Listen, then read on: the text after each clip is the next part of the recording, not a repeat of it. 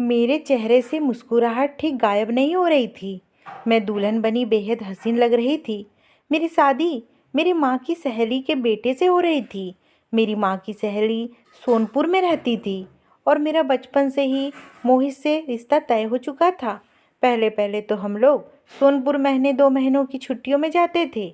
Meena aunty वैसे तो हम सब बहन भाइयों से बहुत प्यार करती थी, लेकिन मुझ पर तो मीना आंटी जान छिड़कती थी।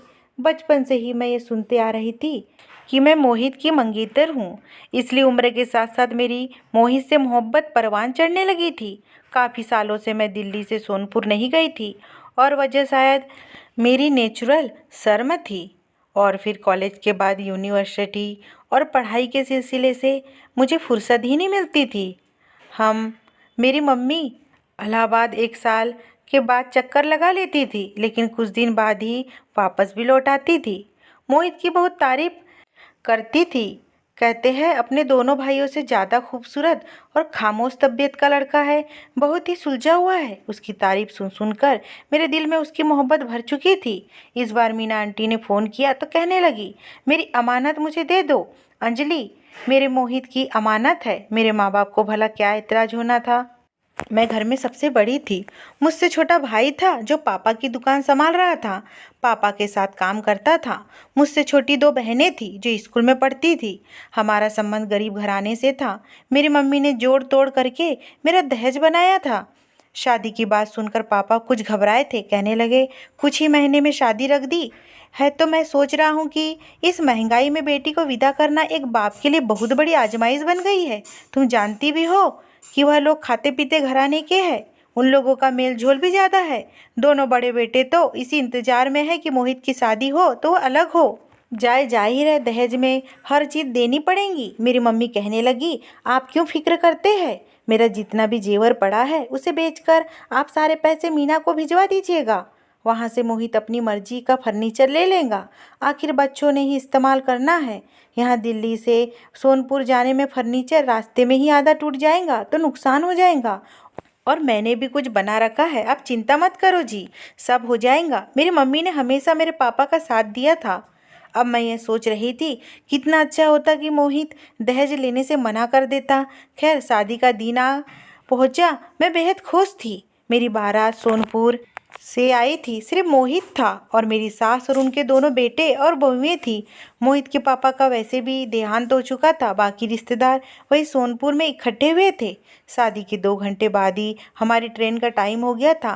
मम्मी ने बहुत कहा कि एक दिन यहीं गुजार लो, लेकिन वह लोग कहने लगे नहीं, वहाँ भी हमने अंजलि के लिए बहुत शानदार स्वागत करना है।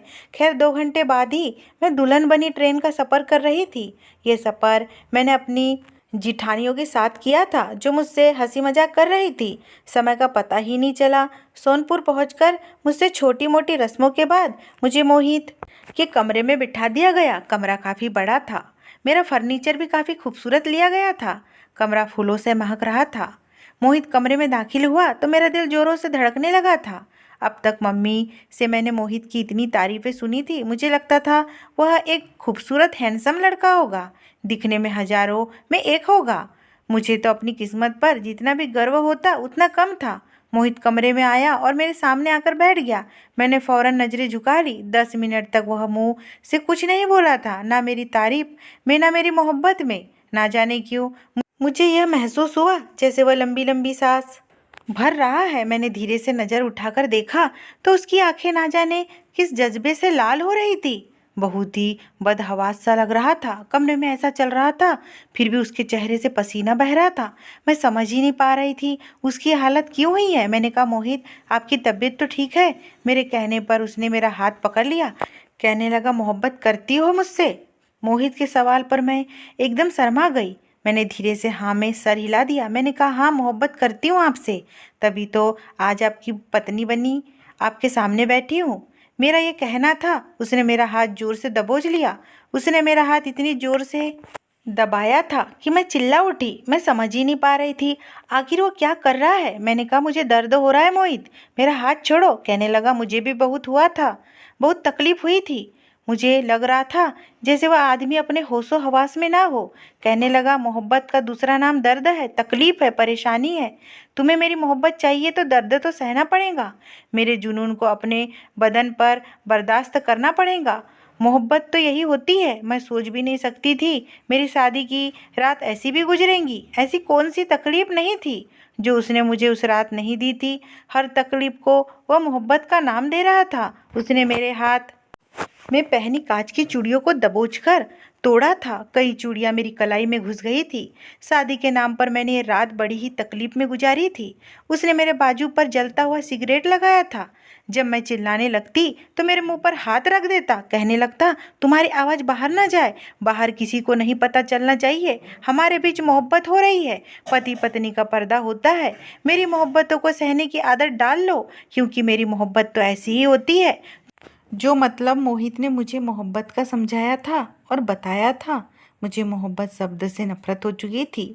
सुबह तक मैं अपनी उजड़ी हुई हालात पर रोती रही और वह आराम से बेखबर सो रहा था। पूरे बेड पर मेरी चूड़ियां बिखरी पड़ी थी।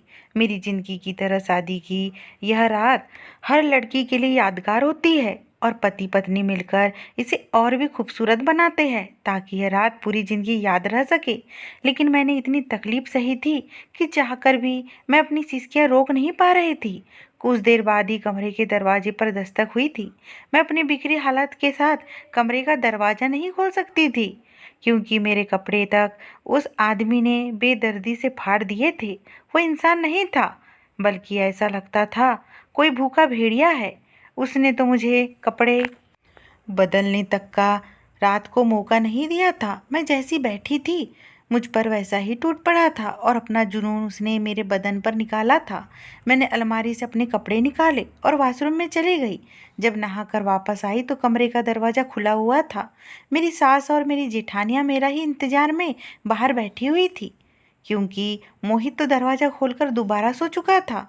मेरे चेहरे पर नाखूनों के खरोच देखकर तीनों की रंगत सफ़ेद हुई थी। मेरी सास मेरे पास आई, कहने लगी, अंजलि ये सब क्या है? मैंने कहा, मोहब्बत। आपके बेटे ने रात भर यही तो मोहब्बत की है मुझसे। यह कहकर मैं रोने लगी। सास ने उसी वक्त मुझे अपने सीने से लगा लिया। फिर मेरी जेठानियाँ से कहने लगी, तुमने मोहित को दवाइयाँ समय पर नहीं दी थी क्या? ये सुनकर मुझे हैरत हुई थी। किस चीज़ की दवाई? वो कहने लगी, मम्मी जी मैंने तो दवाइयाँ दे दी थी, मोहित के हाथ पर रखी थी। कहा भी था कि मेरे सामने ही खाओ, लेकिन आपको तो पता है उसे कितनी जल्दी होती है। कहने लगा, आप जाए यहाँ से, मैं खा लूँगा। सास कहने लगी, तुम्हें कितनी बार कहा है चुपचाप खड़ी रहा करो, जब तक वह दवाई ना खा ले तुम कमरे से बाहर मत आया करो। वो कहने लगी, बहुत संभाल लिया हमने मोहित को और उसकी जिम्मेदारियों को। अब आ गई है ना उसकी पत्नी, यह सब आप इसी की जिम्मेदारी लगा दे। मेरी सास मुझे अपने कमरे में ले गई, मुझे नाश्ता भी करवा दिया। कहने लगी, मोहित को थोड़ा सा दिमागी प्रॉब्लम है, लेकिन डॉक्टर ने कहा है वो जल्दी ही ठीक हो जाएगा। मैंने कहा, दिमागी प्रॉब्लम? आपने हमें इस बारे में पहले क्यों नहीं बताया? मेरी बात सुनकर मेरी सास मुझे गुस्से से देखने लगी। कहने लगी, इस बात से क्या मतलब है तुम्हारा कि पहले नहीं बताया? अरे मेरा बेटा कोई पागल थोड़ी है, बस तो थोड़ा सा दिमागी डिप्रेशन का शिकार हो गया है। गुस्से का थोड़ा तेज है, अपने मिजाज के खिलाफ बात बर्दाश्त नहीं करता और उसमें कोई बुराई नहीं है। डॉक्टर ने कहा था शादी कर दो तो ठीक हो जाएगा। मैंने कहा, लेकिन मैंने तो रात को उसे कुछ भी नहीं कहा था जो उसे बुरा लगता। उसके मिजाज के खिलाफ कोई बात नहीं की थी, फिर भी उसने मेरा यह हाल किया। मैं अब उसके सामने नहीं जाऊंगी, बल्कि मुझे यहाँ रहना ही नहीं है। मेरी बात सुनकर मेरी सास घबराई थी। कहने लगी, अरे नहीं, रात उसने ठीक से दवाई नहीं खाई थी। अगर दवाई खाई होती तो तुम्हारे साथ ऐसा नहीं करता। मैंने कहा, तो कुछ भी हो, मगर अब मैं उसके साथ नहीं रहूँगी। अगर उसके साथ कोई प्रॉब्लम थी तो आपको पहले इलाज करवाना चाहिए था। वो कहने लगी कि फिर मुर्गी की वही एक टांग। अरे बाबा, कह तो रही हूँ उसकी बीमारी का हल शादी था इसलिए मैंने कर दी। तुम्हारी मोहब्बत पाएगा तो ठीक हो जाएगा, और मेरा बेटा कोई पागल थोड़ी है। मैंने कहा आपको बताऊँ आपका बेटा क्या है। मैंने कंधे से कुर्ता हटाकर दिखाया। मेरे बाजू पर सिगरेट के जख्म देखकर मेरी सास बुरी तरह चौंकी थी और फिर नज़र चुरा गई। मैंने कहा उसकी मोहब्बत है कहते हो, मेरी मोहब्बत ऐसी ही है। मैंने ऐसी ही मोहब्बत सही है। पूरी रात मेरी सास नजरें चुरा गई। कहने लगी ठीक हो जाएगा वो धीरे धीरे, बस तुम सब्र से काम लो। कहने लगी देखो ना तुम्हारे बाप ने कितनी मुश्किल से तुम्हारी शादी की है, लाखों का दहेज बनाया है। पूरी बिरादरी में तुम्हारा बाप तो मुंह दिखाने के काबिल नहीं रहेगा। अगर तुमने जरा सी बात पर तलाक ले ली और यहाँ से चले गई तो सोचो कितनी बदनामी होगी तुम्हारे बाप की। तुम्हारी तो 2 बहनें भी बैठी हुई है, लेकिन अगर तुम थोड़ा सब्र से काम लो तो मोहित बिल्कुल ठीक हो जाएगा।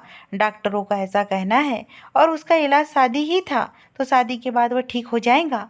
मैं चुप हो गई थी। शादी तो मेरे बाप ने वाकई कर्ज उठाकर की थी, किसी चीज़ की कोई कमी नहीं छोड़ी थी, हर चीज़ एक से बढ़कर एक दी थी।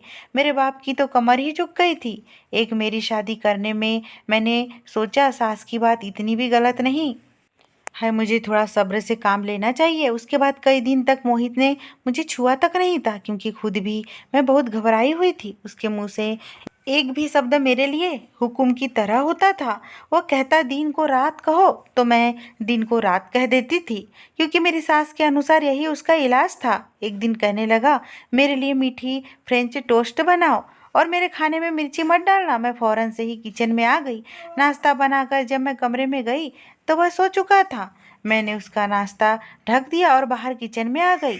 उसके लिए खाना बनाने लगी, क्योंकि मेरी सास ने बताया था उसके खाने में मिर्ची नहीं डालनी। मैंने उसके लिए फीका खाना बनाया। अभी उसका खाना बनाकर फ्री हुई थी और कि कमरे से चीखने चिल्लाने की आवाज़ें आने लगी। मैं फ़ौरन से भागती हुई कमरे में गई तो मेरी सास वहाँ पहले से मौजूद थी। मोहित कह रहा था कि अंजलि से बोलो कि आज के बाद मेरा नाश्ता ना बनाए। मैंने कहा भी था मुझे मीठे फ्रेंच टोस्ट बना कर दे और उसमें मिर्ची डाल दी। मैंने कहा कि मैं मिर्ची क्यों डालूंगी। कहने लगा इसलिए ताकि मैं कभी भी ठीक ना हो सकूं। माँ यह मेरी दुश्मन है, तुमसे दुश्मनी निकाल रही है।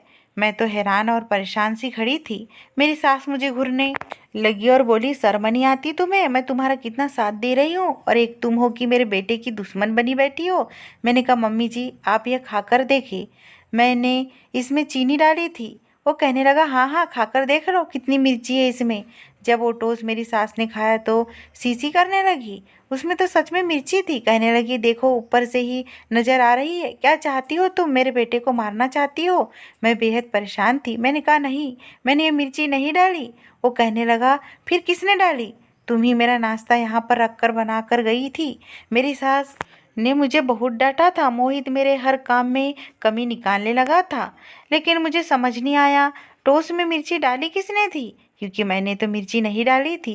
लेकिन मुझे जल्दी ही पता चला कि वह मिर्ची मोहित ने ही डाली थी।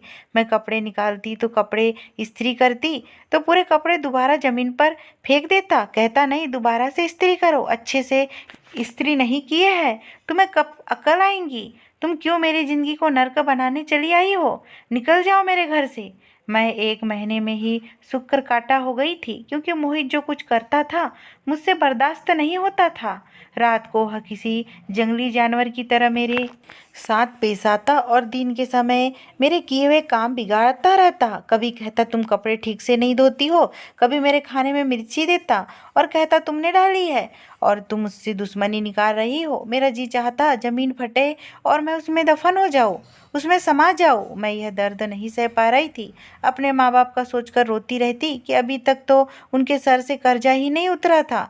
मेरी माँ का भी फ़ोन आया था तो कहने लगी जी चाहता है कि कुछ दिन के लिए तुम्हें अपने पास बुला लूँ, लेकिन दिल्ली से सोनपुर आने जाने का खर्चा बहुत हो जाएगा और हम तो इस वक्त बिल्कुल खाली हाथ है। तुम्हारी ससुराल पहली बार आएंगे तो इस तरह खाली हाथ नहीं आ सकते। इतने खर्चे का सोचकर हम चुप हो जाते हैं। खैर मैंने अपने माँ बाप को मोहित के बारे में कुछ भी नहीं बताया था और अपने आप को मोहित के रवैये के लिए तैयार कर लेती थी। इंसान इतना ही सह सकता है जितनी उसमें बर्दाश्त होती है। उस दिन भी मैं उठी तो मेरा सर चकरा रहा था। मोहित कह रहा था मेरे कपड़े इस्त्री कर दो। वह काम पर नहीं जाता था, कुछ भी काम नहीं करता था। मेरे दोनों जेठ घर का सारा खर्चा उठा रहे थे, उसकी दवाइयाँ भी वही लाते थे।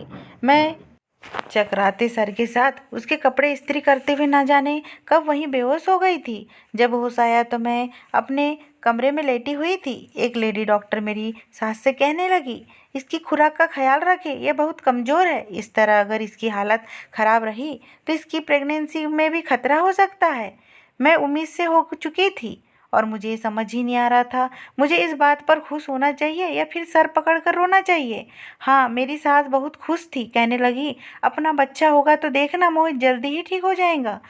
कुछ दिन तक मेरी सास मेरा बहुत ख्याल रखती रही, मुझे अपने पास सुलाती रही। जानती थी अगर मोहित के पास जाऊंगी तो वो मुझे छोड़ेगा नहीं और इस तरह मेरी प्रेगनेंसी को नुकसान हो सकता है। लेकिन अभी एक हफ्ता ही गुजरा था कि मोहित का गुस्सा 7वें आसमान पर पहुंच गया था। कहने लगा, अंजलि मेरे कमरे में क्यों नहीं आती? तुम मेरी बीवी हो ना, मेरे पास सोया करो। मैंने कहा, आप अपनी माँ से बात करें। मैं रात के बर्तन धो रही थी कि तभी वो किचन में आ गया। कहने लगा, क्या मतलब है? शराफत से कमरे में चलो। मैंने कहा, बात सुनो, मैं उम्मीद से हूँ और डॉक्टर ने सावधानी बताई है। कहने लगा, तो मैं तुम्हें खा नहीं जाऊंगा। उसने नल बंद किया और मुझे बाजू से पकड़कर कमरे में ले जाने लगा। तभी मेरी सास आ गई, कहने लगी, छोड़ो उसका हाथ, यह अभी तुम्हारे साथ नहीं जाएंगी। कहने लगा, क्यों नहीं जाएंगी और कैसे नहीं जाएंगी? शोर की आवाज़ सुनकर मेरे जेठ और जिठानियाँ कमरे से बाहर आ गए थे। तमाशा सा लग गया था। मेरी सास कहने लगी, तुम्हें समझ क्यों नहीं आता? तुम इसके साथ जो कुछ करोगे तुम्हारा बच्चा मर जाएगा। कहने लगा, मरने दे मेरा बच्चा, कुछ भी हो, लेकिन आज मैं इसे नहीं छोड़ूंगा। अगर आपने इसे मेरे कमरे में ले जाने से रोकने की कोशिश की तो यहीं पर इसके कपड़े फाड़ दूंगा। उस आदमी में तो जरा भी शर्म नहीं थी। मैं तो सबके सामने नजरें उठाने के काबिल नहीं रही थी। मेरी सास ने उसे रोकना चाहा, उसने सबके सामने मेरा दुपट्टा उतार कर फेंका था और इससे पहले वह कोई और गलत हरकत करता मैंने उसके सामने हाथ जोड़ दिए। मैंने कहा, चलो कमरे में, जो तुम चाहते हो कर लो, पर यहाँ पर तमाशा मत बनाओ, सबके सामने मेरी इज्जत खराब मत करो। कहने लगा, आ गई ना अपनी औकात पर? जब मैं कह रहा था तो समझ नहीं आ रही थी तुम्हें। वह मुझे अपने साथ कमरे में ले गया। उस रात मेरी चीखें शायद सबने सुनी होगी और सुबह तक मेरा बच्चा मर चुका था। मैं फूट फूट कर रो रही थी, काश मैं भी उसके साथ मर जाती। अभी मेरे इस घर में 4 महीने भी नहीं गुजरे थे कि मैं फिर से प्रेग्नेंट हो गई थी। मेरी सफ़ेद रंगत बिल्कुल पीली पड़ चुकी थी। जब दूसरी बार मैं प्रेग्नेंट हुई तो मेरी सास ने मुझे मेरे माँ के पास भेज दिया। मेरी हालत देखकर तो मेरे बाप और मेरी माँ भी सदमे में रह गए थे। कहने लगे, अंजलि तुम्हें क्या हुआ है? तुम तो पहचान भी नहीं आ रही हो, इतनी कमज़ोर क्यों हो गई हो? मैंने कहा, शायद उम्मीद से हूँ इसलिए कमज़ोर हो गई हूँ। मेरा भाई मुझे रोज़ फल ला कर देता। मेरे पापा ने खासकर मेरे लिए जूस वाले से कह दिया था कि मेरी बेटी के लिए रोज़ ताज़ा जूस देकर जाना। मेरे पापा मेरी माँ से कहते, मेरी बेटी का ख्याल रखो, देखो उसकी क्या हालत कर दी है इन लोगों ने। मेरी माँ मुझसे पूछती, आखिर तुम्हें परेशानी क्या है? क्या तुम उन लोगों में खुश नहीं हो? और मोहित का व्यवहार तुम्हारे साथ कैसा है? मैं कहती, माँ सब ठीक है। मैं जानती थी मेरे माँ बाप शायद असल बात बर्दाश्त ना कर सके। मुझे यहाँ आए हुए 3 महीने हो चुके थे कि एक दिन मोहित का फ़ोन आया। कहने लगा, वापस सोनपुर आ जाओ वरना मैं वहीं दिल्ली आ जाऊँगा और तुम्हारा तमाशा बना कर रख दूँगा। तुम मुझसे बचकर कहीं नहीं जा सकती। मैंने फ़ोन करके अपनी सास को सब कुछ बता दिया। वो कहने लगी, उसने तो हमारा भी जीना हराम कर रखा है। ऐसा करो तुम वापस आ जाओ और वहाँ पर किसी को कुछ भी मत बताना। मैं वापस चली आई थी। उस वक्त उसने मुझसे वादा किया था मेरे साथ कोई भी गलत व्यवहार नहीं करेगा और मैं तो उसके बदले व्यवहार पर हैरान भी थी। कहने लगा, अरे मैं तो तुमसे बहुत मोहब्बत करने लगा हूँ, प्लीज़ वादा करो मुझे छोड़कर नहीं जाऊँगी। मैं अपने बच्चे का भी बहुत ध्यान रखूँगा, मैं तुम्हारे बगैर नहीं रह सकता। मैंने कहा, ठीक है नहीं जाऊँगी। बल्कि मुझे खुशी हो रही थी कि मोहित बदल गया था। उस रात उसने मुझसे कोई भी बदतमीजी नहीं की थी, बस मेरा सर सहलाता रहा और मेरा हाथ चूमता रहा, कहता रहा, मुझे छोड़कर मत जाना। 1 महीने तक उसने मुझे कुछ भी नहीं कहा था और जब उसे पता चला कि मैं बेटे को जन्म देने वाली हूँ तो वो बहुत खुश हुआ था। कहने लगा, अंजलि मेरे घर बेटा आने वाला है, मैं तो बहुत खुश हूँ, मैं एक बेटे का बाप बनूंगा। यह कहते कहते उसने मुझे अपनी गोद में उठा लिया। कहने लगा, मैं बहुत खुश हूँ, मुझे डर लग रहा था कि कहीं मैं गिर ना जाऊँ। मैंने कहा, मोहित बात सुनो, मुझे डर लग रहा है, मुझे नीचे उतारो। कहने लगा, तुम नहीं जानती, तुमने मुझे कितनी बड़ी खुशी दी है, मेरे घर बेटा पैदा होने वाला है। लेकिन तभी उसके चेहरे के हाव भाव अचानक ही बदल रहे थे। उसकी सांस एकदम से फूलने लगी। उसने मुझे जल्दी से नीचे उतार दिया। कहने लगा, नहीं, मेरे घर बेटा नहीं हो सकता। मैं तो हैरान रह गई थी कि अभी यह खुश था और अभी क्या हुआ है। एकदम बदहवासी का शिकार होने लगा था। कहने लगा, मेरा बेटा होगा तो उसके साथ भी वही सब कुछ होगा जो मेरे साथ हुआ था, फिर वो भी मेरे जैसा हो जाएगा। मेरा बेटा है जो मेरे जैसा ही होगा ना। यह कहकर मेरे पास आया। कहने लगा, नहीं नहीं, ऐसा करो, इस बच्चे को मार दो। ये सुनकर तो मेरा दिल धड़कना भूल गया था। मैंने कहा, मोहित ये कैसी बातें कर रहे हो? लेकिन वह चिल्लाते हुए कहने लगा, जो कह रहा हूँ वही करो। ये कहने के बाद उसने मुझे बेड पर धक्का दिया था। उसने अपना हाथ मेरे पेट पर रखा। इससे पहले वह कुछ और करता, मैंने अपनी सास को बुलाना शुरू कर दिया। मेरी चीख पुकार सुनकर मेरी सास, मेरी दोनों जेठानियाँ आ गई और मोहित को फौरन मुझसे पीछे हटाया था। मेरी सास कहने लगी, अंजलि मेरे कमरे में जाओ। लेकिन वह यही कह रहा था, मुझे बेटा नहीं चाहिए, मुझे बेटा नहीं हो सकता। मुझे बेटा होगा तो उसके साथ भी वही सब कुछ होगा जो मेरे साथ हुआ था। इसका मतलब था कि उसके साथ कुछ तो हुआ था, वो यूं ही पागल नहीं हुआ था, कोई ना कोई वजह जरूर थी। कुछ देर तक उसके चिल्लाने और रोने की आवाज़ें आती रही, मगर धीरे धीरे आवाज़ें खत्म हो चुकी थी। एकदम सन्नाटा छा चुका था। मैं अपनी सास के कमरे में अपना दिल थामे बैठी थी। मेरी सास मोहित के ही कमरे में थी। कुछ देर बाद वह आई और कहने लगी, अब वह सो गया है, उठेगा तो थोड़ा ठीक हो जाएगा। मैंने कहा, मम्मी जी उसके साथ क्या प्रॉब्लम है? वो बार बार क्यों कहता है कि उसके साथ जो कुछ हुआ है उसके बेटे के साथ भी? आखिर उसके साथ क्या हुआ है, आप मुझे बताइए। ये सुनकर मेरी सास रोने लगी। कहने लगी, क्या बताओ तुम्हें? मैंने कहा, जो भी मोहित के साथ हुआ है मुझे सच्चाई बताइए। मेरी सास कहने लगी, वह नया नया कॉलेज गया था तो कॉलेज में उस समय बड़ी पार्टी बाजी चल रही थी। लड़कों ने अलग अलग गिरह बनाए हुए थे, इलेक्शन जारी थे, इसलिए हर पार्टी के लड़के दूसरे लड़कों से यही कहते थे कि वो उनकी पार्टी को ओढ़ दे। ये शुरुआत से ही गुस्से का तेज था।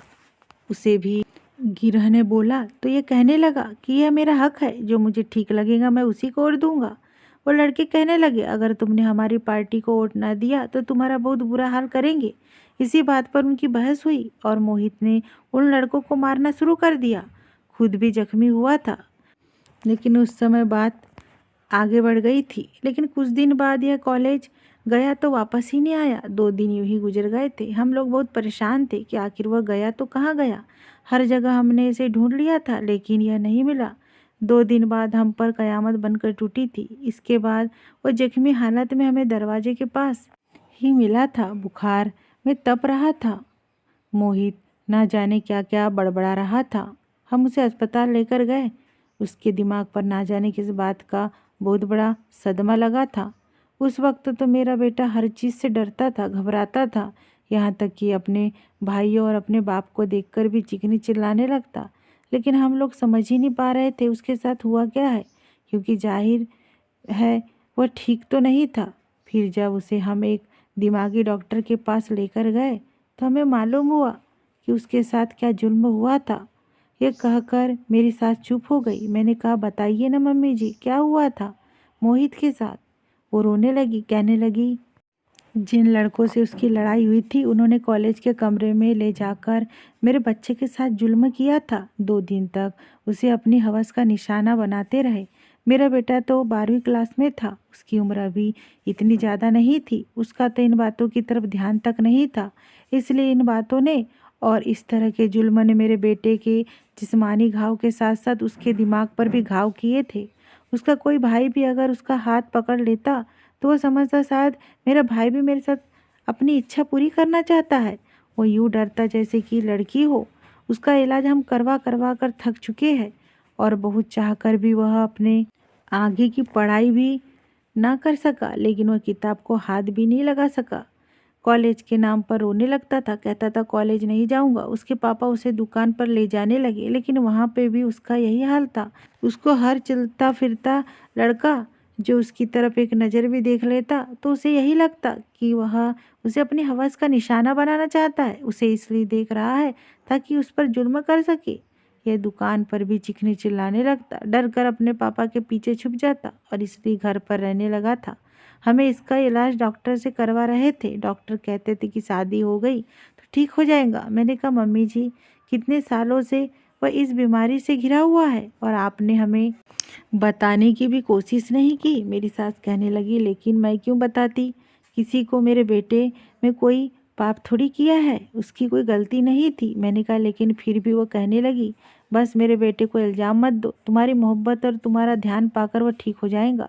और मैं यही सोच रही थी कि उसको कौन सी मेरी तवज्जो और प्यार चाहिए। वो आदमी तो सुनता ही नहीं था। मैं अब समझ गई थी कि उसके अंदर जुनून और दर्द देने की वजह क्या है, क्योंकि उसने मर्दों से दर्द सहा था और उसी चीज़ का बदला वो मेरे शरीर को नोच नोच कर लेता था। मेरा रोना, दबी दबी चीखें उसे सुकून देती थी। मेरे आंसू देखकर वो पागल हो जाता था। कहता था, मोहब्बत दर्द सहने का नाम है और मेरी मोहब्बत पर जब तुम रोती हो तो मुझे और भी प्यारी लगती हो। मैं उसके सामने जब हाथ जोड़ देती कि भगवान के लिए मोहित मेरे हाल पर दया करो। यह भी सच है कि वह मुझसे मोहब्बत भी करता था। अगर मैं उसे कहीं नज़र ना आती तो पूरा घर सर पर उठा लेता था, लेकिन मुझे चैन से जीने भी नहीं देता था। मैं जिस बात से मना करती वह वही काम करता। मैं एक जीती जागती इंसान थी, एक दिमागी मरीज की जुनून का निशाना कब तक बन सकती थी। मैंने जब एक बेटे को जन्म दिया सब खुश थे सिवाय मोहित के। उसकी हालत अजीब सी थी। कहता था, ये बड़ा होकर मुझ जैसा हो जाएगा, इसकी शक्ल भी मेरी जैसी है, नसीब भी मेरे जैसा होगा, मैं इसे अभी गला घोटकर मार डालूंगा। बड़ी मुश्किल से मेरे दोनों जेठ ने उसे पीछे किया था। मेरी आंखों से आंसू बह रहे थे। मैंने अपने बच्चे को अपने सीने से लगा लिया था। मोहित का जुनून तो ठीक होने के बजाय बढ़ता ही जा रहा था। 8 दिन से उसे अलग कमरे में बंद किया गया था, लेकिन वह मुझे ही पुकारता रहता। कहता, मेरी अंजलि को मेरे पास ले आओ।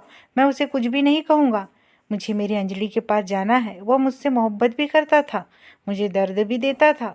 वह दरवाज़ा ज़ोर ज़ोर से पीट रहा, दरवाज़ा खोल दो, मुझे अंजलि के पास जाना है। मैं इसे कमरे में घुट घुट कर मरना नहीं चाहता। मुझे उसकी हालत पर तरस भी आता था। 8 दिन बाद मैं ही उसके कमरे में खाना लेकर गई थी, वरना तो मेरे जेठ ही लेकर जाते थे। वह हर चीज़ पटकने लगता। कहता, अंजलि को बुलाओ, मुझे उसे देखना है, मुझे उससे बात करनी है। जब तक मैं अंजलि को नहीं देख लूँगा मैं खाना नहीं खाऊँगा। और जब मैं उसके कमरे में खाना लेकर गई, उसकी हालत देखकर मेरे आंसू बहने लगे थे। मेरे दोनों जेठ ने उसे कुर्सियों पर बांध रखा था, क्योंकि वह जब भी बेकाबू होता तो वह अपने भाइयों को भी मारता पीटता था। वो मुश्किल से उसे संभालते थे। उसकी रंगत पीली पड़ चुकी थी, रो रो कर आंखें लाल थी। मुझे देखकर उसके चेहरे पर मुस्कुराहट फैल गई। कहने लगा, आ गई तुम, मेरा ख्याल आ गया तुम्हें।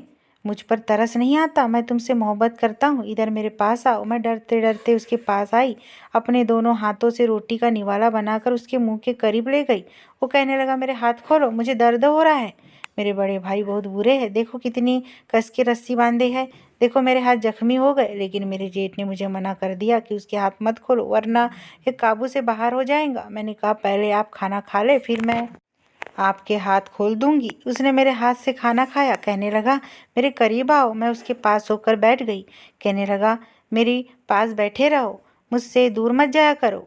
मैंने उसकी आंखों से बहने वाले आंसू अपने हाथों से साफ किए थे, उसके बिखरे बालों को सही किया था। कहने लगा, भगवान के लिए मेरी रस्सियों को खोल दो, मैं तुम्हें कुछ नहीं कहूँगा। तुम मेरी पत्नी हो, मैं तुमसे मोहब्बत करता हूँ, तुमसे कुछ नहीं कहूँगा, मेरे हाथ खोल दो।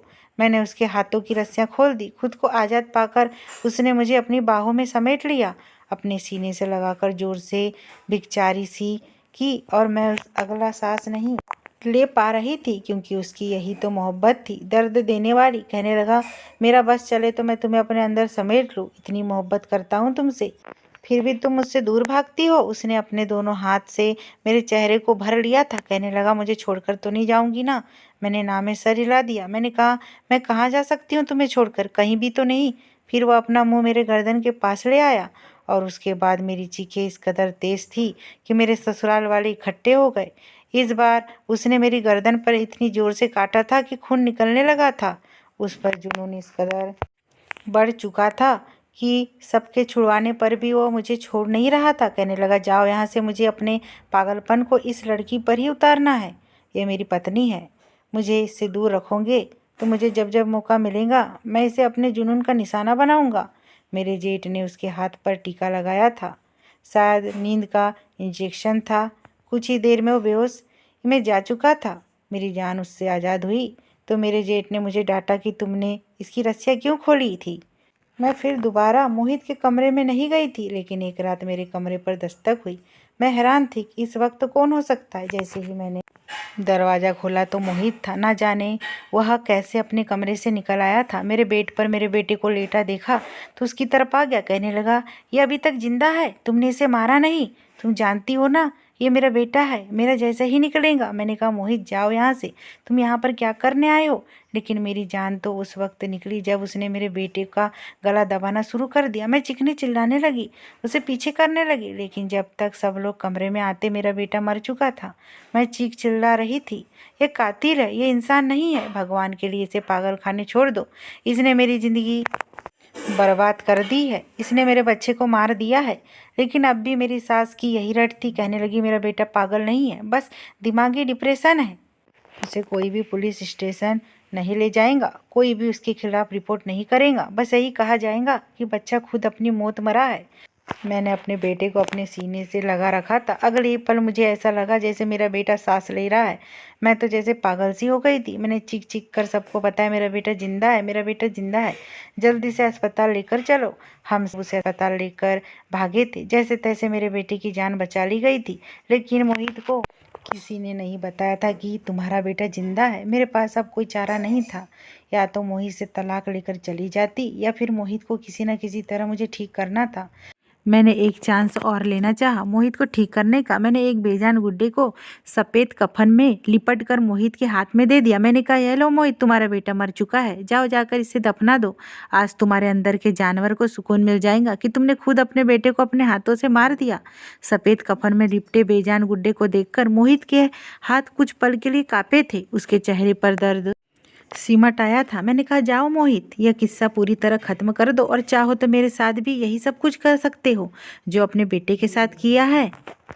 मुझे भी मेरे बेटे के साथ ख़त्म कर दो। मेरे जेठ मेरे इस काम में शामिल थे। वो मोहित को लेकर मेरे बच्चे को दफनाने के लिए चल पड़े। और जब बच्चे को दफनाने के लिए मेरे जेठ ने उस मिट्टी को खोदा और उसे मिट्टी में रखा तो मोहित चीखने लगा, चिल्लाने लगा, ज़ोर ज़ोर से रो रहा था, मेरा बेटा नहीं मर सकता, मेरा बेटा नहीं मर सकता, यह मेरा बेटा है, मेरा खून है, यह कैसे हो सकता है। मेरे जेठ ने कहा, खुद तुमने अपने हाथों से मारा है उसे, अब तुम्हें किस बात का दुख है। इतनी देर में ही उस बेजान गुड्डे को मेरे जेठ जमीन के अंदर रख चुके थे। लेकिन मोहित पर तो पागलपन का दौरा सवार था। वह जल्दी जल्दी मिट्टी खोद रहा था, निकालो निकालो, मेरे बेटे को बाहर निकालो। पागलपन का दौरा बढ़ते ही मोहित वहीं बेहोश होकर गिर चुका था। मेरे जेठ उसे लेकर अस्पताल गए थे। कुछ देर में उसे होश आ गया था, लेकिन अब वो रो रहा था, अपने बच्चे को पुकार रहा था। कुछ देर बाद मैं भी उसके सामने चली गई थी। मुझे देखकर वह और भी ज़्यादा रोने लगा था। मेरा हाथ थाम लिया, कहने लगा, हमारा बच्चा कहाँ है। मैंने कहा, मोहित, सब कुछ ठीक हो जाएगा। कुछ दिन बाद हम मोहित को घर ले आए थे। उसकी नज़र में उसका बच्चा मर चुका था, इसलिए मैं अपने बच्चे को उसके सामने नहीं लाती थी। मोहित पहले से अब काफ़ी बदल चुका था, बिल्कुल चुप चुप रहने लगा था, मुझे कुछ भी नहीं कहता था, मेरी सारी बातें भी मान लेता था। बच्चे के मौत के सदमे ने उसके दिमाग पर काफ़ी असर डाला था। पुराने सारे दर्द, सारे जख्म बच्चे की मौत के दर्द ने मिटा दिए थे। सच कहा है किसी ने, बच्चों की तकलीफ से बढ़कर कोई दर्द नहीं लगता। और शायद अपने बच्चे की मौत का दर्द उसके सारे दर्द और तकलीफ़ों पर भारी था। वह हर वक्त अपने बच्चे को याद करके रोता रहता था। मेरी सास मेरे बच्चे का ख्याल रखती थी। एक दिन जब मेरा बच्चा रोया तो उसके रोने की आवाज़ मोहित के कानों में पड़ी थी। वह एकदम उठकर बैठ गया, कहने लगा, अंजलि देखो, मेरा बच्चा रो रहा है। मैंने कहा, मोहित, तुम्हारा बच्चा नहीं है, तुम्हें याद है ना तुमने अपने बच्चे के साथ क्या किया था। वह अपने हाथों को देखने लगा और अपने हाथों को ज़ोर ज़ोर से बैठ के किराव से मारने लगा। कहने लगा, मुझे भी मर जाना चाहिए, मैं जिंदा क्यों हूँ। अगले ही पल मेरे बच्चे के रोने की आवाज़ दोबारा से आई थी, मोहित के कानों में पड़ी थी। और इस बार वह खुद को रोक नहीं पाया। आवाज़ सुनकर वह फौरन कमरे से भागा था। और अपनी माँ के कमरे में पहुंच गया। मेरी सास बच्चे को गोद में लेकर चुप करवाने की कोशिश कर रही थी। उसने जब अपने बच्चे को देखा तो एकदम से दीवाना सा हो गया। मेरे जेठ जिठानियाँ भी कमरे में आ चुके थे। हम सब लोग डरे सहमे खड़े थे कि कहीं मोहित फिर से बच्चे को नुकसान न पहुंचा दे। लेकिन मोहित अपने बच्चे को गोद में लेकर उसे बेतहासा चूमने लगा, अपने सीने से लगा लिया। कहने लगा, मुझे पता था मेरा बच्चा मर नहीं सकता, मेरा बच्चा जिंदा है। वो रो रहा था। अब मुझे छुपाना बेकार था, उसका बच्चा मर चुका है। अब मैं अपने बच्चे को लेकर अपने कमरे में ही रहने लगी थी। लेकिन फिर भी मुझे बहुत ज़्यादा डर लगता था कि कहीं मोहित बच्चे को फिर से नुकसान न पहुंचा दे। लेकिन अब मोहित बच्चे को कोई नुकसान नहीं पहुंचाता था। हर वक्त उसे गोद में लिए उसे चूमता रहता, उसे कहता मुझे भी अब बहुत ही प्यार मोहब्बत से पेश आता। और बच्चे की मोहब्बत ने मोहित को बिल्कुल बदल कर रख दिया। आज मेरा बेटा 2 साल का हो चुका है। मोहित अपने पिछले सारे दुखों को भूल गया है और वह अपने बच्चे की परवरिश में पूरे दिल से लग चुका है और मेरा भी बहुत ख्याल रखता है। दोस्तों, यह एक सच्चा हादसा था जो मैंने आप लोगों को सुनाया है। लेकिन आप लोगों से एक सवाल भी है, क्या इस तरह के दिमागी मरीज लोगों का इलाज शादी है? अंजलि की किस्मत अच्छी थी या फिर बच्चे की किस्मत थी कि वह बच गया था और मोहित भी ठीक हो गया था? लेकिन बहुत सारे केस ऐसे होते हैं जहां इस तरह के पेशेंट ठीक नहीं होते और ऐसे में लड़की की ज़िंदगी बर्बाद हो जाती है। आप लोगों से बस एक ही सवाल है कि ऐसे लोगों की शादी करनी चाहिए? क्या शादी के बाद ऐसे लोग ठीक हो जाते हैं? जब ऐसे बिगड़े हुए लड़के जिन्हें उनके माँ बाप ही उन्हें सुधार ना सके हो, क्या उसे किसी और की ज़िंदगी में शामिल कर देना चाहिए? या यह सोचकर कि शादी होगी तो वह लड़का खुद ही ठीक हो जाएगा? भगवान के लिए दूसरों की बेटियों के साथ यह घिनौना खेल खेलना छोड़ दे। अपने बेटों की परवरिश अच्छी करे ताकि आने वाली आपको दुआएं दे, बद्दुआ नहीं। जैसे कि एक लड़की की परवरिश बहुत अहमियत रखती है, ऐसे कि लड़कों की परवरिश भी बहुत अहमियत रखती है, क्योंकि उन्होंने भी दूसरों की बेटी के साथ ज़िंदगी गुजारनी होती है। इसलिए पराई बेटी पर जुल्म ना करें। अपने बेटों को सुधारने के लिए अपनी कोशिश करें। किसी बेटी के साथ उसकी शादी ना करें। अगर ये स्टोरी आपको पसंद आई हो दोस्तों और चैनल पे नए हो तो प्लीज़ चैनल को सब्सक्राइब कर दीजिएगा और वीडियो को लाइक कर दीजिएगा। धन्यवाद।